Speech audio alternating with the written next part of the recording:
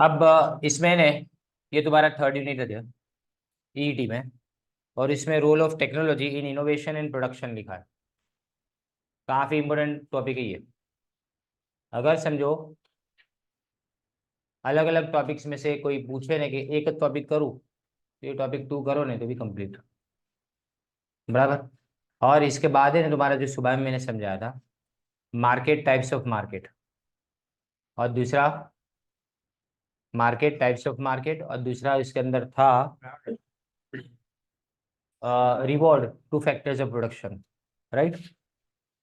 अब सबसे पहले इसके अंदर ये थर्ड यूनिट में जो क्वेश्चन है, ये पहली बार है ना इंट्रोड्यूस किया है तुम्हारे सिलेबस के अंदर, role of technology in innovation and production.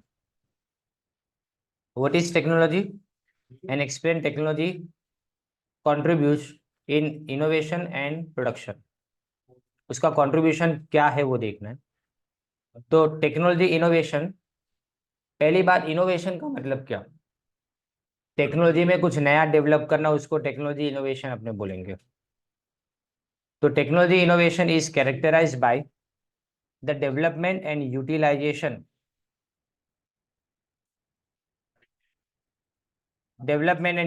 Of novel novel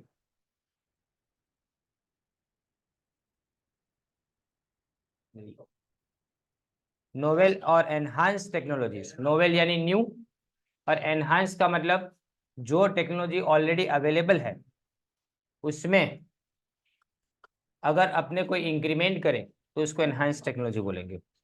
instrument, framework and procedures that result in noteworthy progressions और डिस्कवरीज।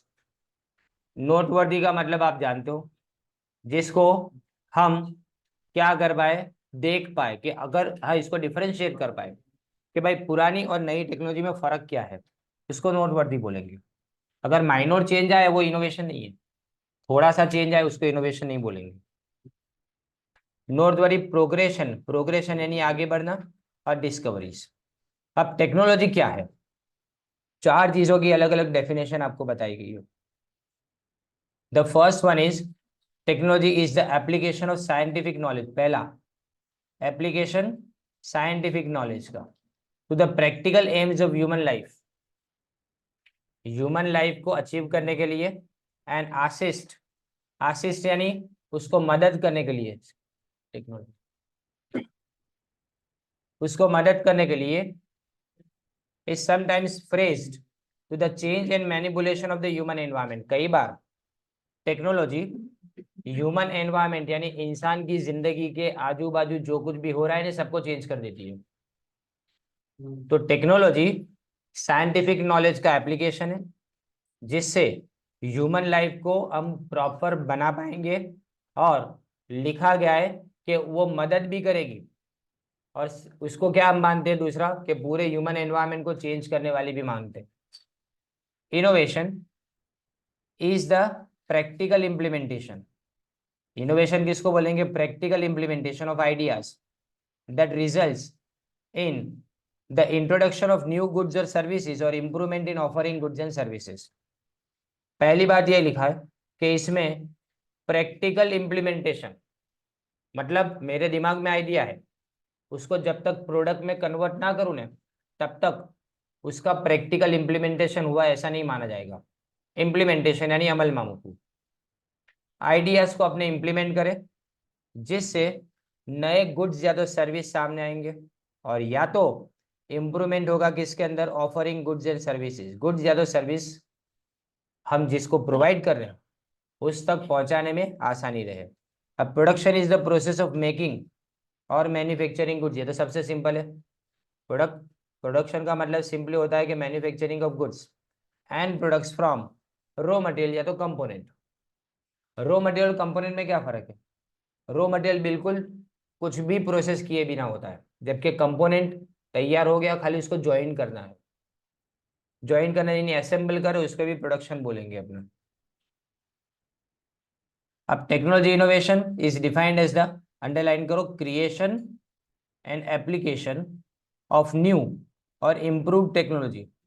नई या तो इम्प्रूव टेक्नोलॉजीज को हम क्या करेंगे, पहले तो लिखा है क्रिएट करो, उसके बाद में अप्लाई करो, फिर tools, system and processes that bring about significant advancements और breakthrough in various fields. तो अलग अलग फील्ड के अंदर एडवांसमेंट यानी कोई तरक्की बताए, एडवांसमेंट का मतलब तरक्की, प्रोग्रेस बताए, और ब्रेक थ्रू का मतलब अपने जानते हैं पूरा ब्रेकिंग, यानी जो पुरानी चीज है ना उसको तोड़ के कोई नई चीज तुम्हारे सामने आए। तो 4 definition, technology innovation production and technology innovation साथ में। उसके बाद लिखा है, अब यहां से सिंपल है, economic benefits of incorporating technology innovation and production. अब इससे इकोनॉमिक बेनिफिट का मतलब क्या हुआ? इकोनॉमिक बेनिफिट का सिंपल मीनिंग ये होता है कि आपको फायदा होना चाहिए पैसे से कुछ, राइट। अब improving technology, improving efficiency and productivity पहला आता है, आदमी के काम करने के तरीके में बदलाव आता है, इससे वो ज्यादा अच्छा काम कर पाएगा, मतलब ये एफिशिएंसी हुआ।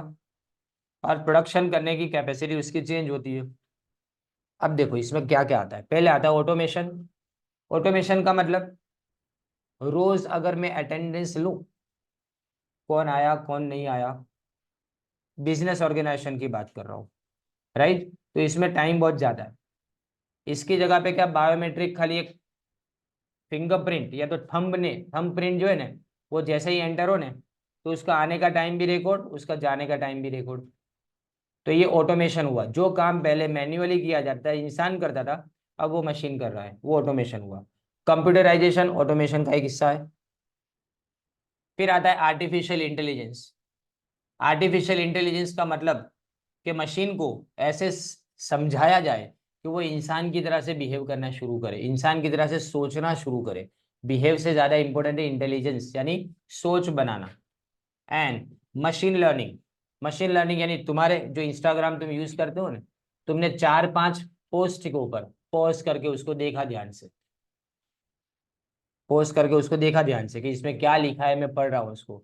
तो मशीन यानी इंस्टाग्राम का जो मशीन लर्निंग या आर्टिफिशियल इंटेलिजेंस समझ जाता है कि तुमको कौन सी चीज में ज्यादा इंटरेस्ट है, फिर वही चीजों के बारे में बार बार रिपीटेडली बताया जाएगा। This is machine learning.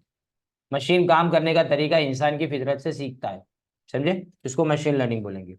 Have change the way business operates, business के करने का हमारा तरीका बदल चुका है। देखो किस किस में मदद होता है, पहले तो makes the process, production process more efficient, और इसमें तुम्हारी गलतियां जो है ना वो कम हो जाती है, रिड्यूस मिस्टेक्स लिखा है। फिर deliver products and service faster, product की डिलीवरी, सर्विस की डिलीवरी फास्ट होती है, वेस्टेज कम होता है, कॉस्ट कम होती है, और प्रॉफिट इंक्रीज होता है। बराबर, वेस्टेज कम क्यों होता है? क्योंकि मशीन अगर काम करेगा, टेक्नोलॉजी अगर काम करेगी, तो ज्यादा से ज्यादा बेस्ट यूज कैसे होता है ना उसका, उसके बारे में वो सोचेंगे।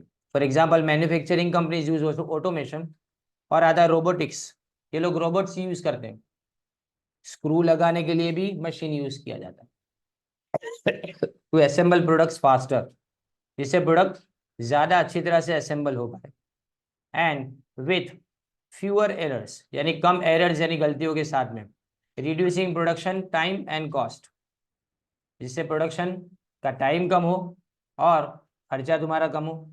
तो आप समझो क्या क्या आपने देखा है इसके अंदर एफिशिएंसी में।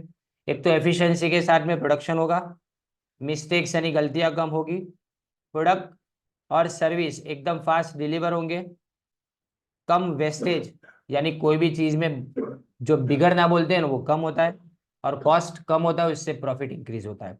अब बेटर कस्टमर एक्सपीरियंस, अब in modern times the companies use data of purchase and sales, and in basis of that, on the basis of that, यहाँ पे इनकी जगह पे और ऑन लिखना है, ये जो इन लिखा हुआ है ना इसकी जगह पे ऑन लिखना है, on the basis of. Predict, predict यानी सपोज करना, एजम्पशन करना, धारणा। डिमांड बाय कस्टमर्स, हम क्या देखते हैं, बाहर से डेटा कलेक्ट करेंगे, लोगों से पूछेंगे, सेल्समैन से पूछेंगे, और इससे पता चलेगा कि कौन सी चीज कस्टमर कौन सी सीजन में ज्यादा डिमांड करता है। Then they can put use the past data of purchase and sales to make advertisement based on the wants of customer. अब कब कस्टमर की वांट ज्यादा होती है उसको ध्यान में रख के ये एडवर्टाइजमेंट की जाती है. This can help the companies to increase sales and also make customers feel cared by giving personalised advertisement to them. Customer को लगता है कि ये एडवर्टाइजमेंट सिर्फ मेरे लिए बनी है, ऐसी कॉमन एडवर्टाइजमेंट बना दी जाती है कि जिससे कस्टमर को ऐसा लगता है कि एक एग्जैक्टली यहाँ पे जो इंसान बता रहे प्रोडक्ट को एडवर्टाइज करने के लिए वो मेरे जैसा ही इंसान है, ऐसा कस्टमर को लगेगा. फिर technology including chat robots and AI driven customer support. Chat robot समझते हो ने, चैटिंग करेंगे ना अपने कस्टमर केयर का एक चैटिंग ओपन होता है, साइड पे लिखो हाय तो इसके बाद में नीचे आ जाता है ऑप्शन कि कौन सी चीज में आपको हेल्प चाहिए. आप क्लिक करो, अपनी क्वेरी रखो तो उसके सामने उसके पास जो सबसे बेस्ट आंसर है वो आंसर आपको प्रोवाइड किया जाएगा. इसको चैटबॉट्स बोलते हैं. एक्चुअली चैट रोबोट्स की जगह पे रोबोट्स की जगह पे चैटबॉट बोलेंगे उसको. और एआई एआई यानी artificial intelligence driven customer support enhances the quality of customer service. Satisfied customers are more likely to recommend a business to others. अगर तुम सेटिस्फाइड हो तो तुम इसी चीज को दूसरे 10 लोगों के सामने रिकमेंड करोगे. रिकमेंड करना यानी उसके बारे में तारीफ की जाएगी. And contributes to its long term success. तो इससे बिजनेस लॉन्ग टर्म के अंदर सक्सेसफुल साबित होता है. फिर आता है उसके बाद में expanding market reach. Market reach यानी मार्केट तक पहुंचना. E commerce and digital marketing have expanded business reach to a global scale. global scale यानी दुनिया के हर कोने तक कस्टमर पहुंच पाया है. The world of online sales is now preferred more as the individuals can purchase from their homes and lot of products are available at one place. अब घर से अपने खरीदारी करते हैं. अब तो है ना कई जगह पे ग्रोसरीज की बात करो ना तो 4-5 घंटे के अंदर घर में डिलीवर हो जाती है. तो ये किससे आता है? मार्केट रीच इससे हुआ ना. अब अमेजोन कंपनी को पता नहीं है कि बड़ौदा में कौन बंदा बैठा हुआ है जिसको प्रोडक्ट की रिक्वायरमेंट है, पर उसके पास बड़ौदा के अंदर पूरा चेन ऑफ नेटवर्क है. किसका? जो सप्लायर्स है उनका. तो ग्रोसरीज के सप्लायर उसके साथ कनेक्टेड है, सीधा फोन करके वो चीज आप तक पहुंचा दी जाएगी या तो उसको ईमेल करके या तो जो भी उसके पास एप्लीकेशन उसके अंदर अलर्ट क्रिएट करके चीज आप तक पहुंचाई जाएगी. तो ये प्रीफर किया जाता है. प्रीफर यानी पसंद किया जाना बोला जाएगा.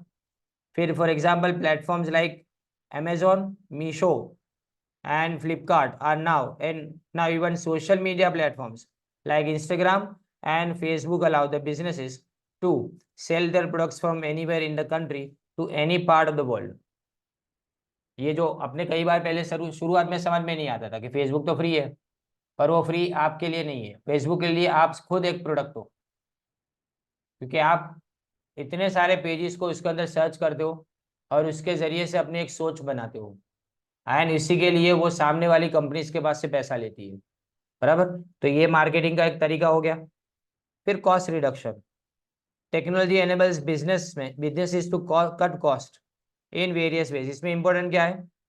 Cut cost. ये वर्ड इंपॉर्टेंट है. In various ways such as by improving the supply chains, reducing the use of electricity, dependency on location, and also a single person can handle the small business by reducing the cost of salaries and increasing profit. अब हर चीज को अलग अलग समझना है. पहले देखो, पहले लिखा है कि improving the supply chain. पहले मैं अकेला बेचता था. अब अगर मैं यही चीज को टेक्नोलॉजी के जरिए से बेचूंगा तो मैं अकेला नहीं हूँ, मेरे साथ में बहुत सारे लोग हैं जो मुझसे जुड़ जाएंगे और आराम से मैं सप्लाई चेन क्रिएट कर पाऊंगा इसके अंदर. दूसरी बात, इलेक्ट्रिसिटी का यूज कम होता है. मैं सब चीजें अपने यहाँ पे स्टोर करूंगा. मैं सब चीजें अगर अपने यहाँ पे स्टोर करूंगा तो डिफिकल्टी हो जाएगी. गोडाउन के अंदर अंधेरे कोने में भी अगर स्टोर रहेगी तो क्या मुझे फर्क पड़ता है? कस्टमर मांगेगा तब मुझे वहां से उठा के देना देने. तो डिस्प्ले में सब चीजें रखने की जरूरत नहीं होती है. उसके बाद डिपेंडेंसी ऑन लोकेशन. कस्टमर आप तक नहीं, आप कस्टमर तक पहुंचते हो, इसलिए लोकेशन पे आप डिपेंड नहीं करते. उसके बाद single person can handle the small business. एक ही इंसान सब चीजें हैंडल कर सकता है क्योंकि उसको कंप्यूटर को लेकर बैठना है और वही चीज को उसको फोटोग्राफ्स वगैरह अपलोड करते रहने हैं. That's it. तो एक इंसान भी स्मॉल बिजनेस को हैंडल कर सकता है, किसी को सैलरी देने की जरूरत नहीं है. तो कॉस्ट ऑफ प्रोडक्शन और कॉस्ट ऑफ डिस्ट्रीब्यूशन कम हो जाती है. For example there are cloud kitchens restaurant which allow the customers to directly or deform command the food is delivered to customers. I think यहाँ पे कोई मिस्टेक है. अब ये क्लाउड किचन और रेस्टोरेंट तो आपको पता है ना, आपको जो जोमेटो से मिलता है ना, it is just like cloud kitchen. Actually cloud kitchen का मतलब क्या, रेस्टोरेंट भी नहीं होती है.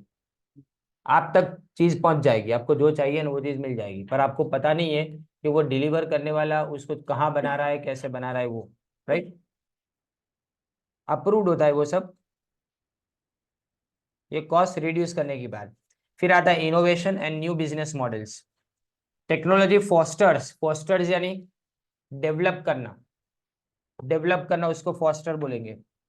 Innovation, aligning businesses to create new products, services and business models.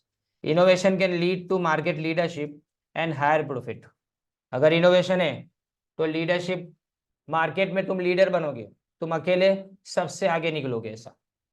For example companies like Uber and Airbnb सबसे बेस्ट है. मैं इसलिए बता रहा हूँ ना कि अगर आपको विलास वगैरह हायर करने हैं तो एयरबीएनबी सबसे अच्छा है. लास्ट ईयर मेरे एक फ्रेंड का फ्रेंड यहाँ अमेरिका से आया था, तो एयरबीएनबी से उसने एक फ्लैट बुक किया था क्योंकि वो 1.5 महीना रहने वाला था. तो उसका यहाँ पे घर है और उसको ऐसा मुझे फुल्ली फर्निश चाहिए, और वो सब चीज़ें उसको मिल गई. और वो 1.5 महीने का उसका रेंट कुछ मेरे ख्याल से 80-90,000 उसने चार्ज किया था, पर उसमें इलेक्ट्रिसिटी इंक्लूसिव. समझे. तो मतलब क्या हुआ, 80-90,000 के अंदर ये सब चीज़ें इंक्लूसिव आ गई. 3 बेडरूम हॉल किचन, और वो अपना जो कमाटी गार्डन है ना, उसके सामने गली में कोई जगह पे फ्लैट था, एकदम वेल फर्निश और अलॉटेड कार पार्किंग के साथ में. कि अगर आपको अपनी एक कार खड़ी रखनी है वहाँ पे तो अलॉटेड वो जगह आपकी रहेगी ऐसा. तो ये एयरबीएनबी आपको प्रोवाइड करता है. Airbnb, companies like Uber and Airbnb disrupted traditional industries through innovative business model that helps technology to connect service providers with customers. सुबह 4 या 5 बजे रैपिडो के लिए कोई बाइक लेके आ जाता है रैपिडो में. अगर आपको स्टेशन जाना है, 4-5 बजे जाना है, रैपिडो पे अगर आप बुकिंग कराते हो तो 10-15 मिनट के अंदर बाइक आ जाएगी. बाइक पे चले जाओ, 70-80 रुपीज़ के अंदर हो गया काम स्टेशन जाने का. रिक्शा में जाएंगे तो कितना ज़्यादा पैसा लगता है. तो ये देखो, एक एप्लीकेशन के जरिए से उसने क्या किया, यहाँ सब कमीशन खाते हैं समझ लो. बराबर, उसको पैसा मिलता है, तुम उसको पेमेंट करते हो ना, पर उसको वहां पे पैसा देना पड़ता है हर ट्रांजेक्शन से. नहीं तो दूसरी बार उसको ये इस तरह से जाने का मौका नहीं दिया जाएगा ऐसा. Data driven decision making.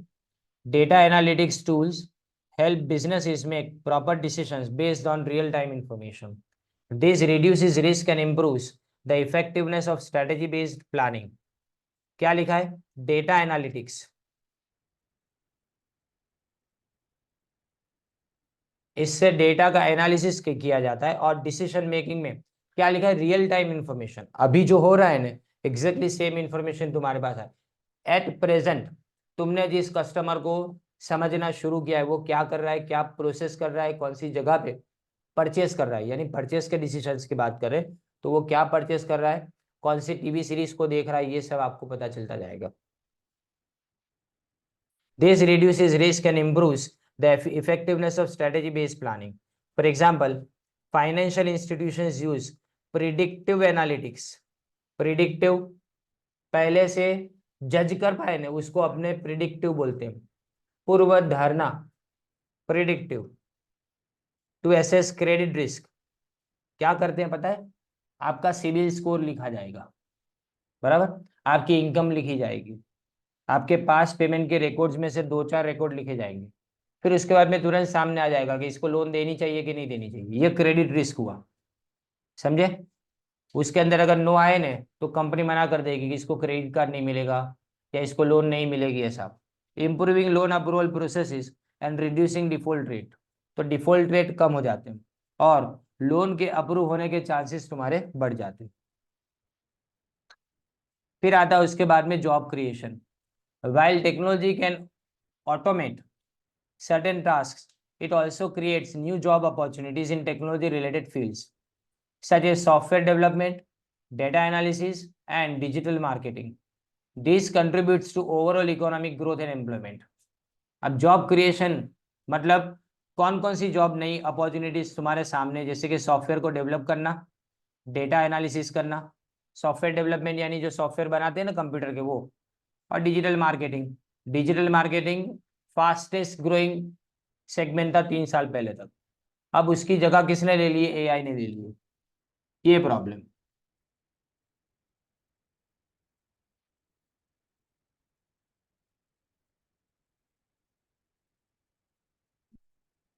फिर आगे, for example, the growth of the tech industry in Silicon Valley has led to the creation of thousands of jobs and a thriving local economy.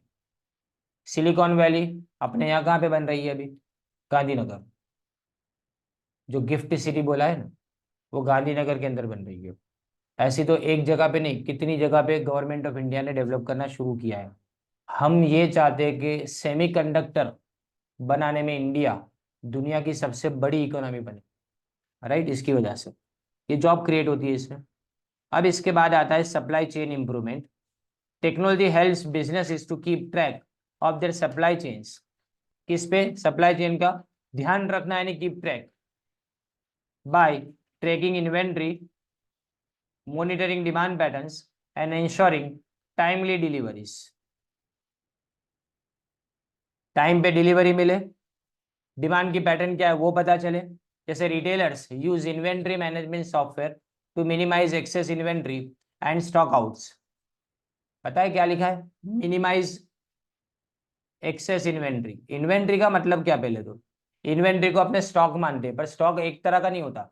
Raw material भी inventory में आता है, work in progress जो बोलते हैं वो भी inventory में आता है, और फिनिश गुड भी इन्वेंट्री के अंदर। तो इन सबको मिनिमाइज करना, इसका मतलब ये नहीं कि मिनिमाइज करना मतलब रखना ही नहीं, जितना जरूरी है उतना रखेंगे। And stock out, stock out का मतलब स्टॉक का खत्म हो जाना, रिजल्टिंग इन कॉस्ट सेविंग, जिससे कॉस्ट बचे और कस्टमर का सेटिस्फेक्शन इंप्रूव हो।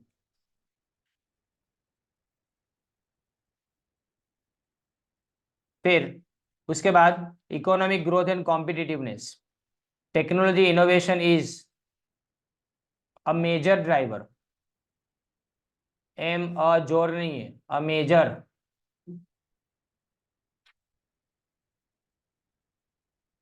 MAJOR, a major driver of economic growth and competitiveness. Competitiveness यानी स्पर्धात्मकता, कंपटीशन करने की ताकत, और ये ड्राइवर है, इसका मतलब क्या? सबसे बड़ा एलिमेंट है। It fosters the development of new industries, job creation and increased productivity. Countries and organisations that prioritise यानी जो सबसे ज्यादा प्रायोरिटी देते हैं इन सब चीजों को, technology innovation can gain competitive advantage, attract investment and stimulate economic development. Stimulate यानी आगे बढ़ाना, इंक्रीज करना। जो कंट्री टेक्नोलॉजी इनोवेशन को प्रायोरिटाइज करेगी, यानी मतलब उसको ज्यादा मानेगी, उस कंट्रीज के लिए आगे बढ़ना बहुत आसान हो जाता है। फिर improved quality of life. Technology innovation has a significant impact on improving the quality of life for individuals and societies. सबकी लाइफ की क्वालिटी इंप्रूव करनी है, कैसे करेंगे हम? इंडिविजुअल की भी और सोसाइटी की भी। इसके लिए टेक्नोलॉजी काम लगता है, जैसे कि हेल्थ केयर, टेक्नोलॉजी के आने से बहुत फर्क पड़ता है। कम्युनिकेशन में, कम्युनिकेशन फास्ट हुआ है, ट्रांसपोर्टेशन फास्ट हुआ है, एजुकेशन में, अलग अलग फील्ड्स के अंदर, एंड अदर सेक्टर्स। फिर एड्रेसिंग सोसाइटल चैलेंजेस। चैलेंजेस का नहीं, इसका मतलब क्या? कई जगह पे ऐसा पड़गाड़ के भाई challenge. Technology innovation plays a vital यानी important role in addressing complex societal challenges. For example, health care, education, public service, सब में चैलेंजेस है। हेल्थ केयर में सबसे बड़ा चैलेंज, कोई भी नई बीमारी सामने आती है उसको कैसे टैकल करेंगे, तो उसका वैक्सीनेशन प्रोवाइड करते हैं ये लोग। फिर एजुकेशन में भी वही, पब्लिक सर्विस, एग्रीकल्चर। फिर reduction of income inequality, income की इनइक्वालिटी कैसे कम हो, आवक नहीं असमानता। फिर सस्टेनेबल डेवलपमेंट, संपोषित विकास, यानी आज के जनरेशन को इतनी चीजें यूज करनी चाहिए जिससे फ्यूचर के आने वाले जनरेशन को नुकसान ना हो या वो किसी चीज से दूर ना रहे, यानी इनके लिए कोई चीज खत्म हो जाए ऐसा नहीं होना चाहिए। Technology innovation is crucial for achieving sustainable development goals. It enables the development of clean technologies. कैसी टेक्नोलॉजी लिखा है? क्लीन टेक्नोलॉजी, मतलब जो पोल्यूशन ना क्रिएट करे, ऐसी टेक्नोलॉजी को अपने क्लीन टेक्नोलॉजी बोलेंगे। फिर renewable energy. Renewable energy solution का मतलब ऐसी एनर्जी सॉल्यूशन है कि जो बार बार यूज की जा सके। रिन्यूएबल यानी पुनः प्राप्य। एंड एनवायरमेंटली फ्रेंडली प्रैक्टिसेस, और जो एनवायरमेंट को खराब ना करे ऐसे। It has positive impact on the environment and fostering long term sustainability. यानी हम क्या करना चाहेंगे?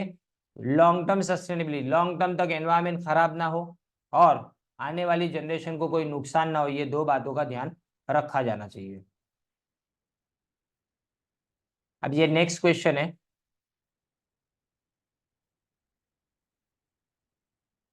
इसको नेक्स्ट लेक्चर में करेंगे अपने।